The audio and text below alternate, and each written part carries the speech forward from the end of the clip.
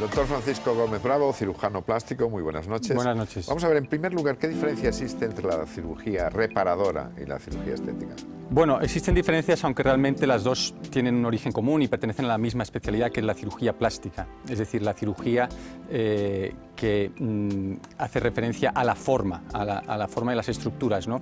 Entonces, las dos las realizan cirujanos plásticos, tanto la cirugía reconstructiva y la cirugía estética, pero quizás una atiende no solamente a la forma, sino también a la función, una función que se ha perdido, una forma que se ha perdido debido a accidentes, malformaciones congénitas, quemaduras, cáncer, tumores, y otra, como es la cirugía estética, simplemente quizás hace más hincapié en la forma o en el aspecto, ¿no? Aunque también es muy importante tener muy en cuenta la función cuando uno realiza cirugía estética. Por ejemplo, en la nariz, aunque uno intente mejorar la forma, es muy importante que se mantenga su función, ¿no? Principal, que es respirar, ¿no? Sí, sí, lo vamos a detallar todo eso, pero usted parece que está ya dispuesto ahora mismo en España a hacer un trasplante facial, es decir, de parte del rostro, o de buena parte del rostro, ¿no? Bueno, yo creo que hay muchos cirujanos plásticos en España que se dan cuenta quizás de las limitaciones que existen con las técnicas convencionales para pacientes muy concretos, para realmente pacientes muy desfigurados o con grandes problemas reconstructivos, ¿no? Y quizás en ese sentido sí que somos favorables varios a intentar ofrecerles soluciones, ¿no? Y desde luego, pues parece ser que una de estas soluciones puede ser un trasplante facial. Le voy a poner un ejemplo. Imagínese que un anciano quiere tener el rostro de una persona joven. ¿Se haría ese trasplante? Efectivamente, es muy buena pregunta. Efectivamente, cuando hay cualquier técnica que es nueva en medicina, cualquier tecnología que pueda incorporarse nueva, es importante que se sientan unas líneas, unas bases para que esa quizás utilidad principal por la que se piensa hacer una técnica no se desvirtúe o no vaya por otros, digamos, derroteros, ¿no? En ese sentido, lógicamente, la aplicación sería exclusiva por la que pensamos en este tipo de técnicas para reconstruir grandes defectos, pacientes gravemente quemados o desfigurados, ¿no? Qué duda cabe que en el futuro podría desorientarse a rejuvenecimiento o cambio de sexo. Sí, pero es que todo esto ha impactado notablemente en la sociedad porque tenemos ahí un elemento de cultura que es Frankenstein, ¿no?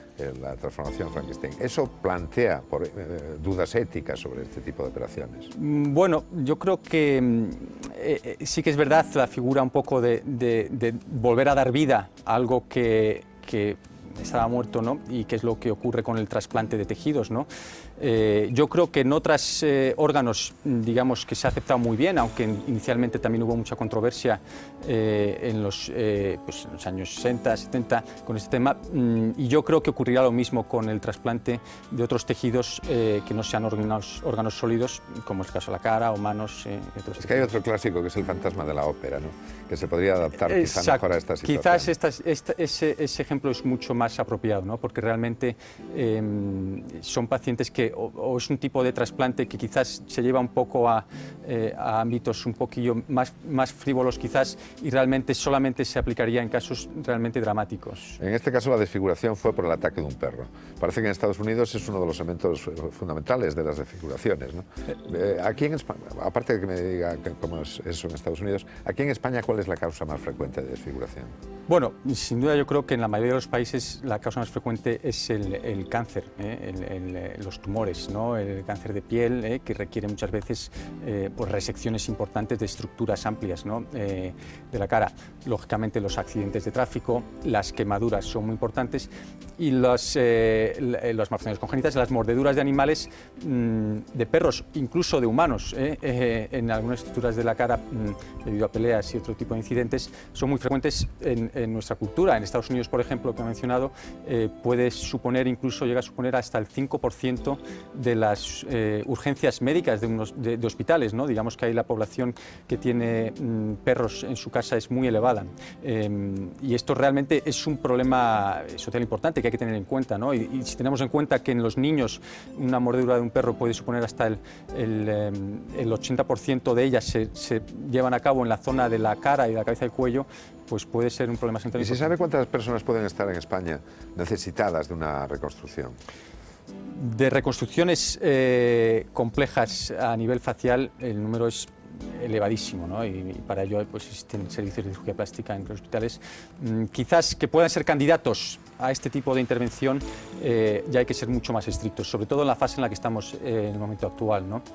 ¿Sabe usted? Hay lugares en que no hay ni deontología, ni ética, ni nada. ¿Esto no podría ser el origen de acciones monstruosas por parte de determinadas clínicas o en lugares, yo qué sé, por ahí perdidos, acciones monstruosas que lo que vayan a hacer es perjudicar todavía mucho más? Efectivamente, y por eso hay mucha cautela en el ámbito científico de que esto no se dé. Y de hecho ya hay un antecedente ocurrido en China, que salió publicado en la revista Americana de Cirugía Plástica en el 2003, en primavera, donde se trasplantó a una señora anciana afectada de un cáncer terminal en la región del cuero cabelludo y orejas, pues el cuero cabelludo y las dos orejas y las mejillas de un varón cadáver joven, ¿no? Y realmente esto sí que fue muy criticado en el ámbito científico porque no se puede, digamos, permitir este tipo de cirugías y solamente se deben llevar a cabo en casos realmente que se vea que puedan estar indicados. Y había un caso muy llamativo, que era el de aquel hombre que había perdido una mano, se le implantó una mano y después, al cabo del tiempo, él mismo pedía que le retirasen esa mano que le habían implantado. Exactamente. Esto hace hincapié un poco en lo importante que es la selección de los pacientes que se van a someter a esta cirugía, ¿no? Y en ese caso fue muy controvertida la selección de este paciente y se criticó que quizás fuera un poco adelantada. Era un paciente convicto con problemas psicológicos de adaptación y de llevar a cabo un régimen de inmunosupresión que tienen que tomar todos los días, y efectivamente esto motivó, por no tomar sus fármacos, el que al final pues no respondiera a la mano como debió. Y fue más trascendente este hecho que los más de 25 casos que se analizan en el mundo de trasplante de mano que no han tenido este problema. Ahora nos meteremos en cuestiones puramente médicas, ¿no?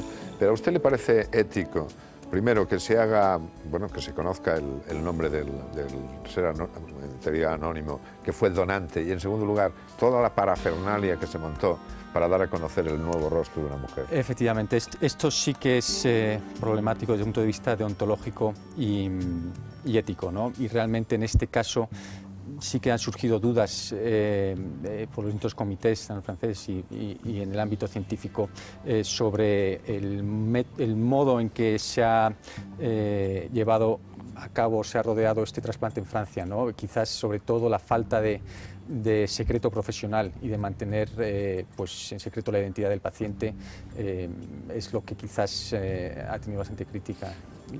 A grosso modo, y sin entrar demasiado en detalles porque no tenemos tiempo, ¿cómo se realiza, cómo se lleva a cabo una operación de tanta envergadura y tan delicada como esta? Bueno, en primer lugar, hay que mencionar que realmente es una intervención compleja, aunque realmente también se ha dicho que efectivamente los avances en microcirugía hacen posible estas intervenciones. Eso no significa que sean sencillas actualmente, aunque llevan muchos años haciéndose intervenciones de microcirugía reconstructiva. Hay que, en primer lugar, extraer el tejido del donante, que tiene que estar con latido cardíaco, mantenido con muerte cerebral, pero con latido cardíaco, porque es una intervención prolongada y tiene que llegar sangre a esos tejidos el mayor tiempo posible. Y después extraer o limpiar, digamos, los tejidos en el paciente receptor y después conectar todos los vasos sanguíneos, arterias, venas, los nervios sensitivos, los nervios motores y todo el tejido. En este caso ha habido trasplante de músculo que hay que conectar. Y lo que es muy importante también para que sean compatibles la estructura ósea de quien va a recibir el trasplante. Efectivamente, realmente la estructura ósea, incluso el tono de piel, lógicamente, entre el paciente donante y el receptor, ¿no? Pero es verdad que tiene que haber ciertas similitudes, aparte de, por supuesto, una congruencia completa del grupo sanguíneo.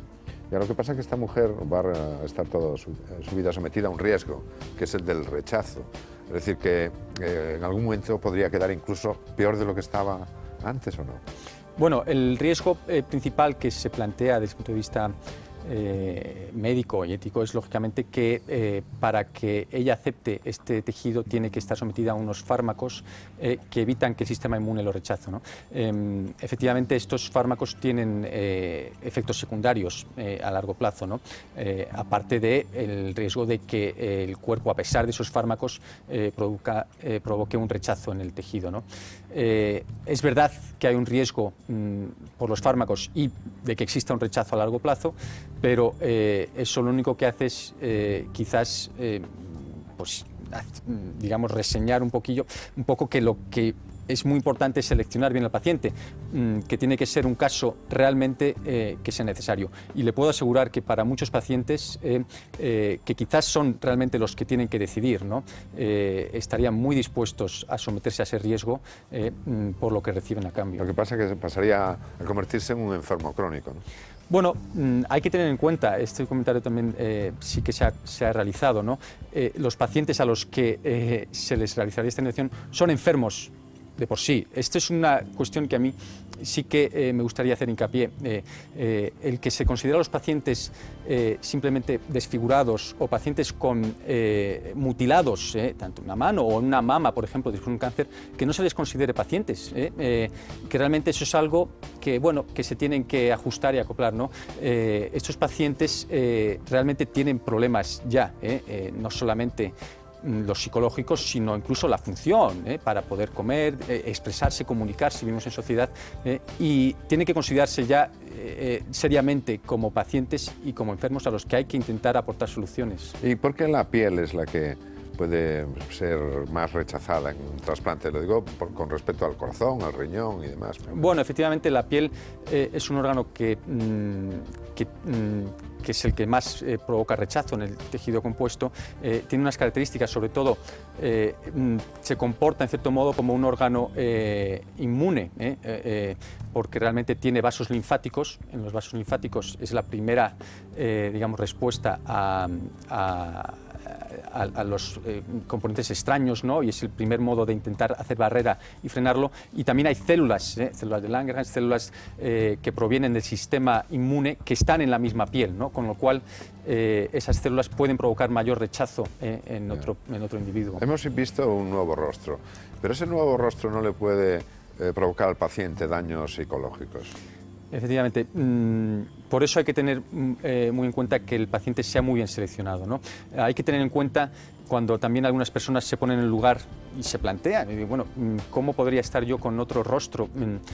¿Qué problemas tan graves podría causar la identidad? No, hay que tener en cuenta que esos pacientes ya los tienen, o sea, claro, son pacientes donde realmente ya tienen problemas de identidad, de verse a sí mismos, y esto les va a ofrecer el evitar eso, ¿no? No van a poder estar a lo mejor como antes, que eso sería lo ideal, ¿no? Pero en principio lo que busca el daño psicológico que le produce la desfiguración del ataque del perro, claro, o de quemaduras importantes, ¿no? Y a pesar del éxito de la operación, todavía deberíamos ser cautos. Exacto, hay que ser ahora todavía muy cautos. Es un periodo muy temprano ahora en el que se ha mostrado a esta paciente. Actualmente sí que hay que decir que en cuanto al aspecto, pues realmente es muy bueno para el tiempo que se lleva, y sería impensable, quizás con técnicas convencionales, conseguir este resultado con una sola intervención y después solo 2 meses, ¿no? Pero realmente hay que esperar cómo se comporta el tejido, no solo a nivel de rechazo, sino también de función, que vaya recuperando la función motora. Y bueno, a lo mejor la pregunta es una tontería, pero ¿por qué no se hacen esta reconstrucción con órganos o con partes del cuerpo o de los tejidos del propio paciente? Efectivamente, actualmente es el modo de tratar este tipo de accidentes o de daños, ¿no? Con tejido del propio paciente, ya bien sea mediante injertos de piel o en este caso hubiera tenido que ser con técnicas mucho más complejas, trasplantando también con arterias y venas estructuras del propio paciente, desde las piernas a los brazos, a la espalda, ¿no? Quizás lo que también comentamos al principio, estos casos tan graves sobre todo a nivel de alrededor de la boca y por ejemplo pacientes quemados, donde tienen también estructuras muy amplias de la cara. En estos casos, incluso con estas técnicas, los resultados... Y aquí estamos preparados en España para llevar a cabo un tipo Desde luego que sí. Realmente hay que señalar que España no solo está preparada, sino que se puede considerar incluso como una potencia no solo europea, sino mundial en cuanto a trasplante de órganos, ¿no? Sí. Realmente... ¿Y a qué se espera entonces para poder hacerlo? Bueno, realmente todo tiene que llevar una dinámica, ¿no? Y realmente el modo de hacerlo para que todo se lleve bien y no podamos tener alguna problemática con la mala selección del paciente, hay que obtener, digamos, un consenso, no solamente de la sociedad, y que es bueno que en la sociedad y los medios de comunicación traten este tema, ¿no? Sino también de otros ámbitos de la medicina que no sean de la cirugía, ¿no?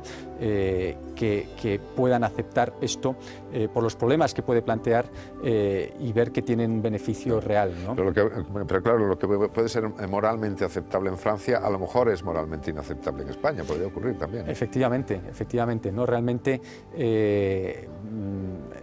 depende incluso en España, en una región puede ser aceptado y en otras no, ¿no? Realmente hay una organización nacional que la gente tiene que valorar propuestas y luego unos comités éticos de los hospitales donde tienen que valorar caso por caso. Exacto. ¿Usted ha pedido ya una asesoramiento? Bueno, yo en su día efectivamente hice un estudio de posicionamiento, porque lógicamente es el modo de comenzar, como se ha hecho en Estados Unidos, en Francia, en Gran Bretaña, digamos un diálogo, un grupo de trabajo sobre este tema, viendo que realmente para muchos de nuestros pacientes puede ser una solución, ¿no? Y bueno, en ese caso yo creo que lo que sí que cambia ahora, y seguimos trabajando en ello, es la situación de Francia, ¿no? Muchas veces los problemas que se plantean inicialmente es que no hay un caso hecho previamente, y realmente lo que sí que hay que tener en cuenta en el caso de Francia es que sí que es un hecho histórico, por cuanto que marca un antes y un después. O sea que lo que queda claro es que usted podría iniciar mañana, médicamente podría iniciar mañana un trasplante de este tipo, ¿no? Efectivamente, yo creo que en España, yo como otros cirujanos plásticos en distintos centros, podrían plantearse esta cirugía. Vamos a hablar de otro campo, que es el de la estética, a la que se somete mucha gente, cientos de personas todos los días para hacerse todo tipo de modificaciones. ¿Se ha perdido el miedo a este tipo de operaciones? Se va perdiendo. Yo creo que más que miedo lo que hay que, efectivamente, guardarle respeto y encuadrarlo siempre bien en un contexto, en una situación, ¿no? No llegamos a una sociedad, por ejemplo, a la sociedad americana, que realmente los números de intervenciones de cirugía plástica estética son los más importantes del mundo, ¿no? Pero digamos que en España sí que hay una disposición más abierta a realizar este tipo de cirugías. Lo que pasa es que hay mucho intrusismo y falta de rigor profesional algunas veces en este tipo de operaciones, ¿no? Efectivamente, este es el problema, ¿no? La verdad es que muchas veces los pacientes se piensan que al estar delante de un facultativo, un médico, no hay diferencias, siempre van a buscar y siempre deberían buscar el bien del paciente, ¿no? Ahora hay que señalar que es muy distinto el especialista que uno puede tener delante, si es un cirujano plástico formado previamente en toda la cirugía reconstructiva, tanto estética, o no lo es, ¿no? ¿Cuántos cirujanos plásticos, para aclararnos, hay en España? En España actualmente la Sociedad Española de Cirugía Plástica Reparadora y Estética tiene cerca de 700 miembros. 600 miembros. Y resulta que están actuando sobre 6.000. Efectivamente, es un dato muy bueno tiene. Realmente es una décima parte quizás de lo que realmente hay, ¿no? Y ahí están las clínicas clandestinas que realizan operaciones, que salen mal, que se vuelven a operar. El otro día salía una fotografía de una persona deformada, todo su rostro deformado, a raíz de unas operaciones de estética. No, exacto.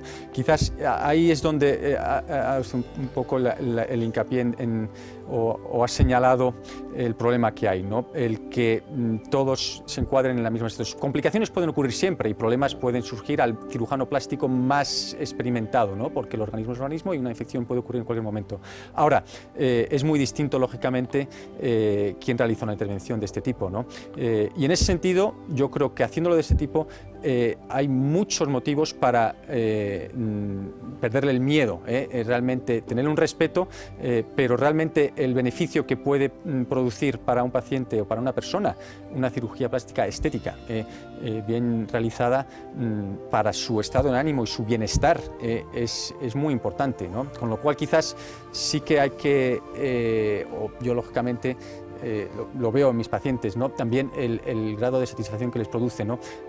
Hay que también desechar un poco esta filialidad, como diciendo que es artificial, y recientemente incluso también con el tema anterior del trasplante facial había oído que eso siempre iba a ser artificial.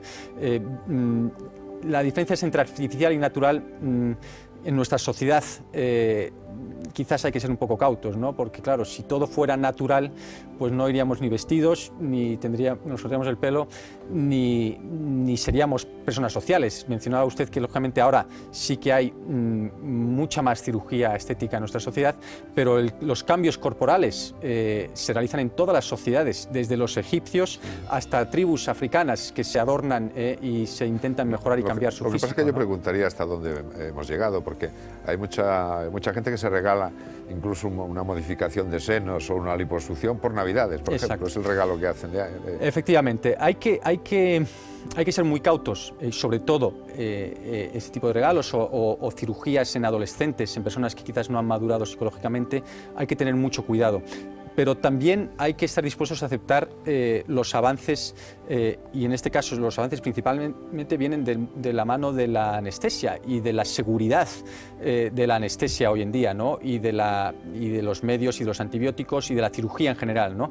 Y en ese sentido, quizás a lo mejor hay que cambiar un poco la mentalidad, como muchas veces, como se ha hecho en Estados Unidos, ¿no? Donde se ve mucho más común el realizarse una cirugía para mejorar el aspecto físico, ¿no? Esto un poco, quizás como un ejemplo que hay que tener un poco siempre su salvedad, ¿no? Se puede poner como el viajar por turismo, ¿no? Hace a lo mejor 80 años, ¿quién pensaría en ir a Washington o a Francia a ver la Torre Eiffel en un avión, con el riesgo de ir en una máquina sobre el Atlántico, jugándose la vida, ¿no? Y arriesgando su vida cuando uno tiene familia y demás, ¿no? Sería impensable. Hoy en día, sabe que coger un avión es un riesgo, que se puede caer y puede haber un accidente, como lo es la cirugía, pero uno quizás lo acepta mucho más, ¿no? Y la cirugía, yo estoy seguro que va a ocurrir así, y cada vez va a ser más común y más corriente el someterse a intervenciones para encontrarse mejor, para tener un aspecto, para verse un poco como uno se siente, pero lógicamente con la cautela y con el rigor. Vivimos en la era de la imagen, en el culto al cuerpo, con lo cual quiere decir que muchas de estas operaciones se hacen mucho más por satisfacción que por necesidad, ¿no? Efectivamente, hay que tener mucho cuidado con esto y hay que saber muy bien cuál es la expectativa del paciente y qué busca, ¿no? Muchos pacientes a lo mejor incluso recurren a la cirugía estética como que les va a solucionar su vida y les va a mejorar sus relaciones o un problema amoroso, ¿no? Y realmente en estas situaciones es mejor no operar, lógicamente. ¿Y qué me están avisando que nos queda muy poquitito tiempo? ¿Qué opinión le merece el hecho de que cada vez más hombres se sometan a este tipo de operaciones? Pues me parece que cada vez va a haber más y más hombres. Realmente el hombre vive profesionalmente y socialmente con otros individuos y el intentar buscar una mejoría en su aspecto va a ser algo que tenemos que estar muy acostumbrados. Y por terminar por donde habíamos comenzado, ¿es un salto realmente histórico lo que ha ocurrido en Francia con esta mujer? Realmente no hay ninguna duda de que es un momento histórico. Esta cirugía pasará a la historia, eso no cabe duda. Tenemos mucha preocupación, los cirujanos plásticos, en que sea un paso hacia adelante y que no sea un paso hacia atrás. Realmente esto es un poco importante y por eso es tan importante la selección del paciente. Si no va bien, puede suponer un paso hacia atrás en vez de un paso hacia adelante. Muy bien, pues doctor Francisco Gómez Bravo, cirujano plástico, muchas gracias por haber estado esta noche aquí con nosotros. Muchas gracias. Gracias y nosotros, como siempre, estaremos aquí la próxima semana en Años Luz con todos ustedes. Hasta entonces, gracias.